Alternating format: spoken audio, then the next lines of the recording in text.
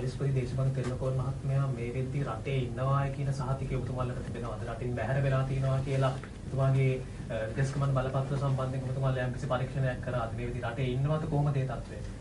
මොකද පොලිස්පතිවරයෙක් තමයි මේ විදිහට මේ ඔබතුමාලගේ දෙපාර්තමේන්තුවේ ඔබතුමාලා මම හිතන්නේ මේ පොලිස්පතිවරයාට රාජකාරී ඉටු කරපු නිලධාරීන්. එතකොට ඔබතුමාලා පරීක්ෂණයක් දැන් කරගෙන යනවා තව පොලිස්පතිවරයෙක්ව අධිකරණ නියෝගයක් මත අත්අඩංගුවට ගැනීම සඳහා. එතකොට මේ කරුණු සම්බන්ධයෙන් පරීක්ෂණයක් කරාද? ලංකාවේ ඉන්නවද නැද්ද කියන එක ගැන තහවුරුවක් තිබෙනවද?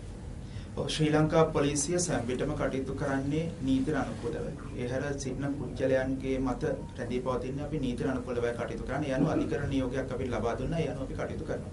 ඉතින් යම් කිසි තැනකට අධිකරණ නියෝගයක් ලබා දුන්නොත් නීතිය දන්නා පුද්ගලයෙක් වශයෙන් ඊට අවනත වෙලා කටයුතු කිරීම තමයි ඔහු කළ යුත්තේ. එසේ නොකරනවා නම් අපේගේ ඊළඟ ක්‍රියාමාර්ග වන ඔහු සිටින ස්ථාන ඔහුගේ ජංගම දරන ආශ්‍රය කරන පුද්ගලයන් ඒ ආශ්‍රය විමර්ශන සිදු කිරීම මෙයට වෙනවා. ඔබ කිව්වා වගේම ඔහුගේ විදේශ ගමන් තහනමක් අපි මෙයට ලබාගෙන තිබෙනවා.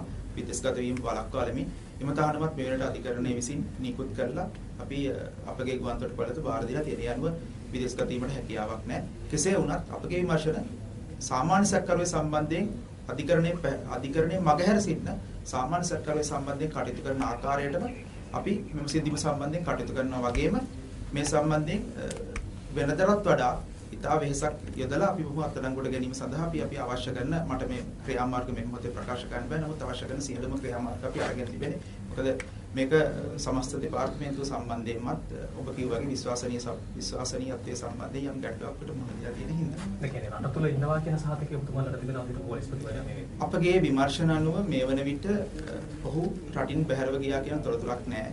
ඒ වගේම විදේශ ගමන් තහනමක යොදලා තියෙන නිසා ඔහුට නිත්‍යානුකූල ආකාරයෙන්